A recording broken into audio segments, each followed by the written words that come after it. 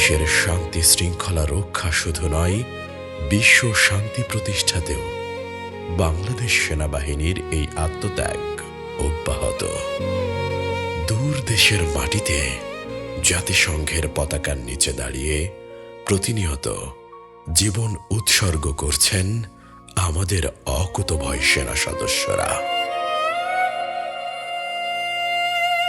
আমার ছেলে খুব ভালো ছেলে। বেটা যেদিন মারা যাবে সেদিনও দুপুরবেলায় কথা আমার সঙ্গে।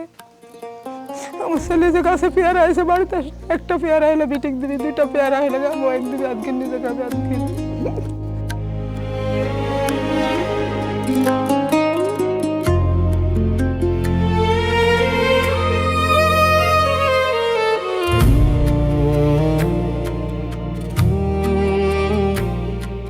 যখন রাস্তা দিয়ে আমি যাই, আমি তার এখনো খুশি যে আমি যদি তারা একবার দেখতে পাইতাম।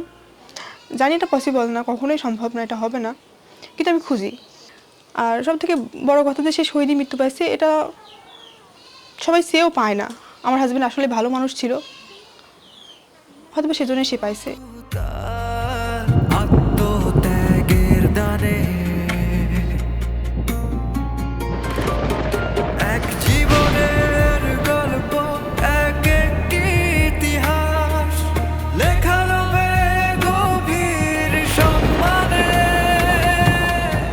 তাদের এই আত্মত্যাগ শুধু একটি পরিবার নয়, পুরো জাতিকে ঋণী করে রাখে। সুদানের আবিই অঞ্চলে ড্রোন হামলায় নিহত 6 বাংলাদেশের শান্তিরক্ষীকে তাদের আত্মত্যাগ ও কর্তব্যনিষ্ঠার স্বীকৃতিস্বরূপ জাতিসংঘের সর্বোচ্চ মরণোত্তর সম্মাননা ড্যাগ হ্যামারশোল্ড পদকে ভূষিত করা হয়েছে।